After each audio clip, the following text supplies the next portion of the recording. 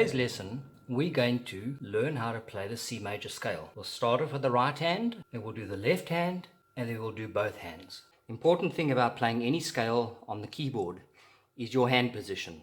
Now, if you look at my hand position over here, you'll notice that my knuckles are the highest point of my hand. The knuckles of my fingers here are curved, and my thumb is curved in. It's almost like holding a ball.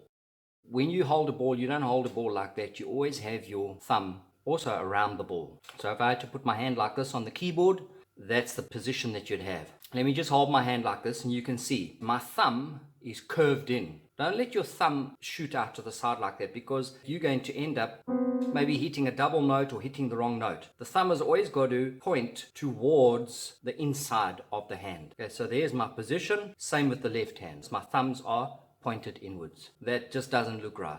Okay, the other thing is, let me just show you some incorrect positions. First of all, that's not going to be a good position. My thumbs are not engaging on the keyboard. Okay, they're actually not reaching the keyboard. Because our thumbs are shorter than the other fingers, you've got to move your hand in, curve your fingers, and your thumbs will be able to reach the keyboard. Now, the thumbs are very, very important, as well as the pinky, because they're always extension fingers. So say, for example, I want to play that key over there. Guess what I'm going to do? I'm going to extend. Okay, same thing over here. Extend. So those two fingers are extension fingers. Back to the whole thing about the thumb is, keep it curved inwards. Never straighten your fingers. We don't play keyboard like that. The other thing is, don't play keyboard right on the edge of the key, because then once again your thumb can't engage. The position of the thumb is important because it actually facilitates the correct position of the hand. The moment I take away the thumb, okay, my hand actually just collapses. Okay, we don't play like that. Okay, so you got to consider that your fingers are always got to be curved at the knuckle. The first knuckles here and then the top knuckles here need to be a little bit raised. It's not like that. Notice this as well, is that my forearm is straight. It's not like that. It's not like that. Okay, it's straight, sort of like in line with the keys, but it's my thumb that actually helps my hand going to the right position. The moment I take my thumb away, everything else collapses. Okay, does that make sense to you? Same thing here. Take away my thumb, everything collapses. Essentially, I only have 4 fingers to play with, which is not really going to help. So let's get back to the C major scale. So when playing the C major scale, what you want to remember is that the thumb in the right hand is the finger that turns under. How many notes in a scale? Yes, that's correct. 8 notes. Well, essentially 7. The last note is a repeat of the bottom note.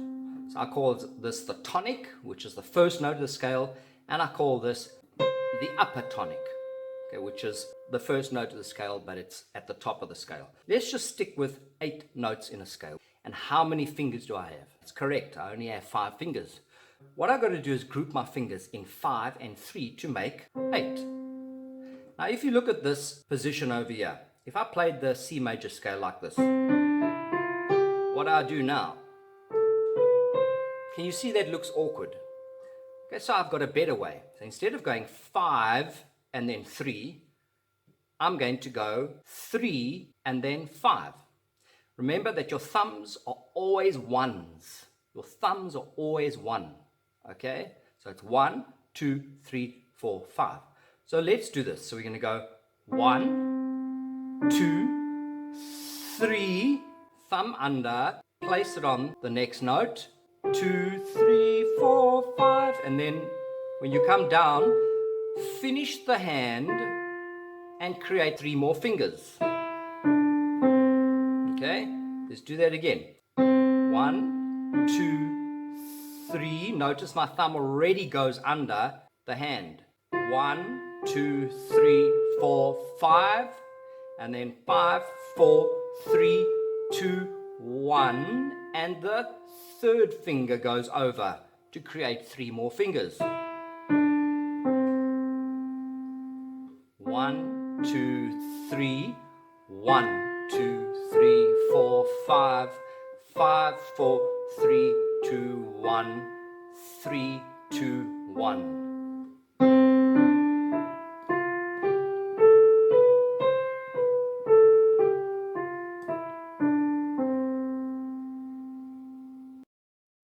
Well, that's the end of our lesson.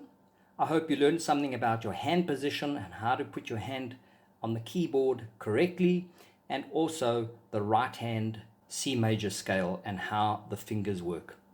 At the end of this video, you will now be able to practice the C major scale and specifically the right hand.